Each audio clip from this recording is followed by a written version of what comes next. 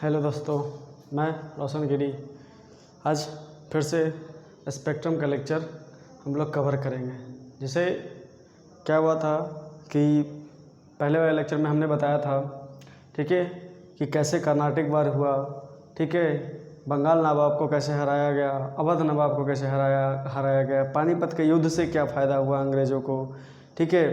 तो इस तरीके से क्या हो रहा था कि धीरे धीरे आधिपत्य अंग्रेज़ों का जा रहा था, अंग्रेज़ों का मतलब आ रहा था और भारतीयों का जा रहा था, ठीक है।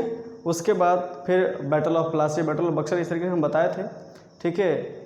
उसके बाद हम बताए थे कि 1857 की क्रांति क्या थी, ठीक है। इसमें हमने बताया कि आखिर वो क्या कारण था होने का, ठीक है, किस वजह से जो है इंडिया फ्री नहीं हो पाया, जबकि इतना ज़्यादा पावर में रह कर के भी, इतना सब यूनाइट हो करके भी आपका क्या हुआ कि इंडिया फ्री नहीं हो पाया, इंडिया आज़ाद नहीं हो पाया उस टाइम 1857 में भी, ठीक है। उसके बाद हम उसके अगला लेक्चर में हम बताए थे कि कैसे जो है INC बना, इंडियन नेशनल कांग्रेस बना, ठीक है।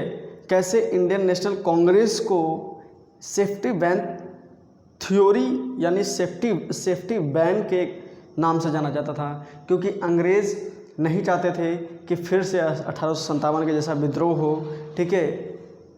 वो चाहते थे कि हम इंडियन के लोगों को क्या करें कि इंडियन के लीडर के द्वारा ही उनके सारी प्रॉब्लम को सॉल्व करें और यहाँ के रिसोर्सेज को यूज करें, इंडिया को आज़ाद ना करें, ठीक है। इस तरीके से उनका सोच था, ठीक है। और इसके बाद क्या होता है कि हम देखते हैं कि INC भी बना, ठीक है। और उसके बाद INC कब तक जो है नरम दल के नेता जो है अंग्रेज़ों के हाथ पैर जोड़ करके क्या करते थे कि यहाँ का रिफॉर्म जो भी ज़रूरत पड़ती थी, ठीक है, सुधारने की नियम कानून, वो हाथ पैर पड़ करके अंग्रेज़ों का, ठीक है, वो कंप्लीट किया करते थे।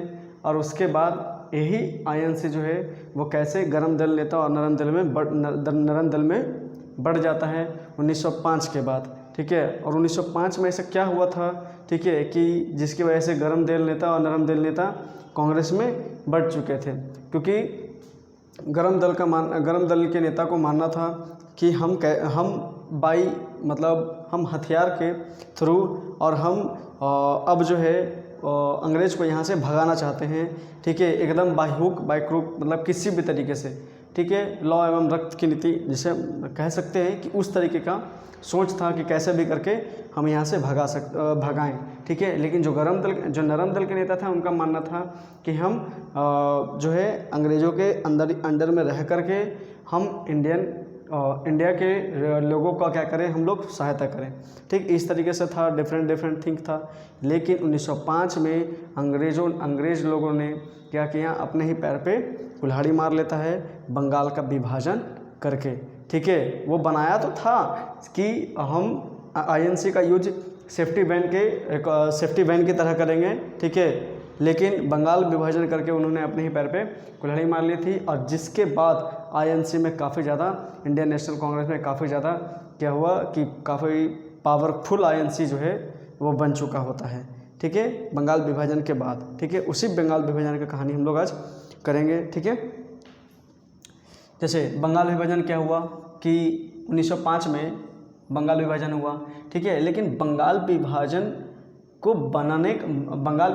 करने का जो है प्लानिंग वो 1900 से ही चल रही थी लॉर्ड कर्जन के माइंड में, ठीक है। लेकिन 1903 में क्या करते हैं, वो डिक्लेयर कर देते हैं कि हाँ भाई बंगाल विभाजन होगी। और 1905 में क्या करते हैं कि जो है वो लागू हो जाता है। और 1905 में क्या होता है कि बंगाल जो है, बंगाल पहले क्या था कि बंगाल में छत्तीसगढ़ का भी रीजन आता था, यूपी का भी कुछ रीजन आता था, बिहार का कुछ रीजन आता था, असम तक फैला हुआ था बंगाल, ठीक है, बांग्लादेश आता था। तो बंगाल एक बहुत बड़ा रीजन था, ठीक है। और अंग्रेज़ जो है वो चाहते थे क्या कि हम बंगाल का विभाजन कर दें, बस बेतुका बयान दे करके कि हाँ कि यहाँ मुस्लिम जो है मुस्लिम और मतलब बेतुका बयान ये दिए थे कि हम इतने बड़े रीजन को क्या कर सकते हैं, हम लोग को संभालने में एडमिनिस्ट्रेशन कर नहीं पा रहे हैं, ठीक है। हम लोग छोटे छोटे रीजन में अगर इसको बांट लेंगे, 2 रीजन में बांट लेंगे तो हम आराम से यहाँ एडमिनिस्ट्रेशन कर सकते हैं, ठीक है। जिस तरीके से आप देख रहे हैं कि इसी बंगाल में आने की वजह से जो है अंग्रेज़ जो है इतना दिन टिक पाए, ठीक है। बहुत बंगाल एक बहुत बड़ा रीजन हुआ करता था, ठीक है, और काफ़ी ज़्यादा रिसोर्सेबल था, ठीक है, जिसकी वजह से अंग्रेज़ यहीं पर सबसे पहले अपना कंपनी खोले थे, ठीक है, इस तरीके से था, ठीक है।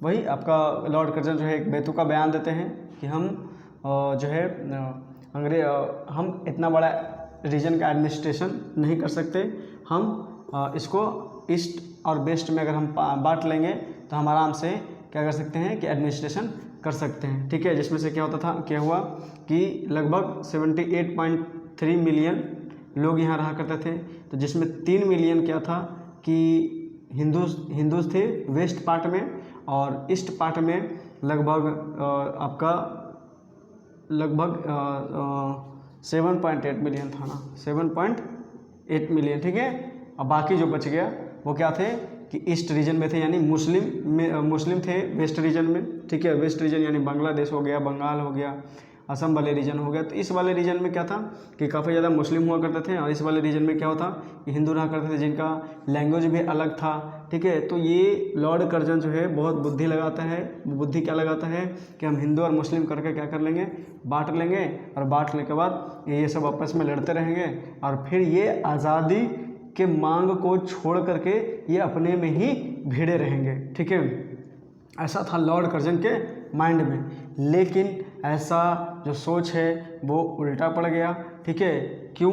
क्योंकि यहाँ के लोग, ठीक है, यहाँ के लोग जो है बहुत मतलब यूनिट में रहा करते थे, ठीक है। काफ़ी ज़्यादा यूनिटी देखने को मिलता था यहाँ, ठीक है। जैसे ही 1905 में बंगाल विभाजन होता है तो यहाँ के हिंदू के जो मतलब हिंदू लड़कियाँ हो गई, वो जो मुस्लिम भाइयों की मुस्लिम जो लड़के हो गए उनको राखी बांधना स्टार्ट किए, और उसके बाद मुस्लिम भाई जो है वो क्या करने लगे कि प्रॉमिस करने लगे, मतलब प्रोटेक्शन की, हम हमेशा पूरी लाइफ प्रोटेक्शन देंगे आप लोगों को। इस तरीके से क्या हो गया कि काफ़ी ज़्यादा यूनिटी देखने को मिला। और इसी में आपका रविंद्रनाथ टैगोर जो है, जैसे बंगाल विभाजन हुआ तो पूरे बंगाल रीजन को क्या करते हैं, वो रैली करते हैं, घूमते हैं, जिससे क्या होता है कि और ज़्यादा यूनिटी बढ़ती है।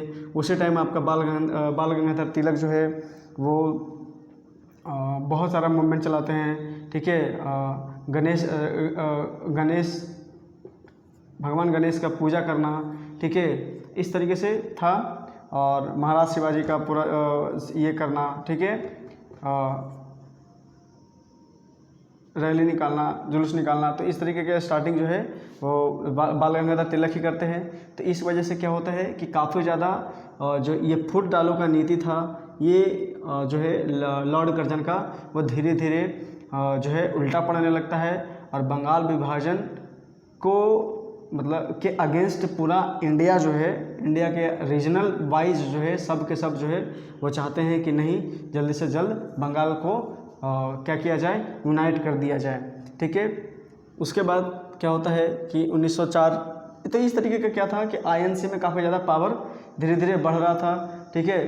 वो मतलब काफ़ी, जैसे इंडियन काउंसिल एक्ट में क्या था कि बहुत ज़्यादा भारतीयों का लीडर जो है वो एक्टिव रहे आईएनसी में। तो इस एक्ट को भी जो है अंग्रेज़ों से पास करवा लेते हैं, मनवा लेते हैं। तो इससे पता चलता है कि आईएनसी का दबदबा धीरे धीरे जो है वो ब्रिटिश गवर्नमेंट पे बढ़ रहा था, ठीक है। तो आईएनसी की पावर जो है वो धीरे धीरे बढ़ रही थी, और अंग्रेज़ों का जो सेफ्टी वैन थ्योरी थी वो धीरे धीरे हम कह सकते हैं कि फेल हो रही थी, ठीक है। और इंडिया के लोगों का क्या था कि मोराल जो है वो काफ़ी ज़्यादा बढ़ते जा रहा था। और बढ़ने का एक और रीज़न क्या था कि रसिया और जापानीज़ वार हुआ था 1904 और 5 में, ठीक है, जिसमें रसिया काफ़ी ज़्यादा बड़ा रीजन है, आप तो जानते ही हैं। जापान छोटे छोटे टापुओं पे बसा हुआ है, ठीक है। उसमें भी इनका टापू होएंसी हो गया, होकाइडो हो गया, शिकोको हो गया,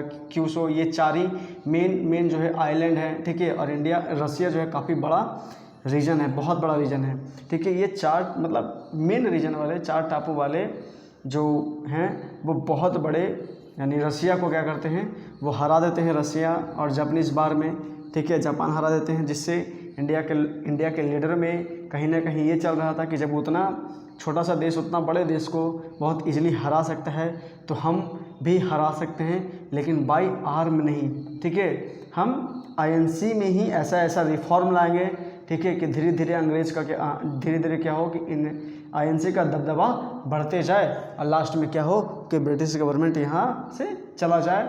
ठीक है, इस तरीके से था। तो यहाँ ये रहा हमारा बंगाल विभाजन, और इसके बाद हम स्वदेशी मूवमेंट देखेंगे, उसके बाद सूरत विभाजन देखेंगे। ठीक है, मुस्लिम लीग देखेंगे, मॉन्टेग्यू चेम्सफोर्ड